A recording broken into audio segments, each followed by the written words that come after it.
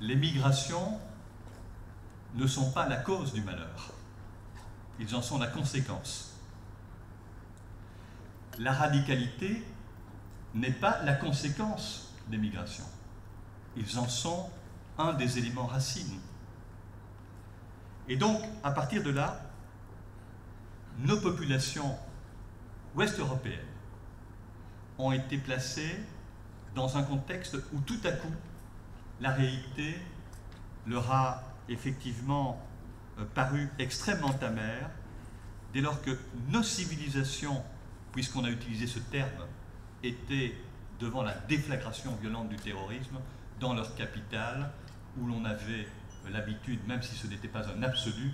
mais de vivre dans une forme de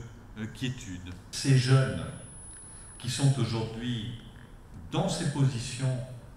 d'avoir mis en danger leur propre vie, parfois d'avoir condamné la vie qui est la leur et celle des autres, ce qui les a poussés à cela, ce n'est pas exclusivement la tension sociale sur le terrain, mais c'est quand même un des éléments sensibles, parce que dans les quartiers où effectivement se concentre aujourd'hui toute cette misère parfois, ce sentiment objectif, quand je parle de sentiment objectif, c'est un paradoxe, d'être rejeté, eh bien, ça les pousse effectivement à dire, puisque nous n'avons dans ce monde qui semble nous avoir accueillis d'autres perspectives que de nous mettre en rébellion absolue contre lui, on se rattache à ce qui nous donne aujourd'hui l'expression la plus éclatante de notre opposition, le radicalisme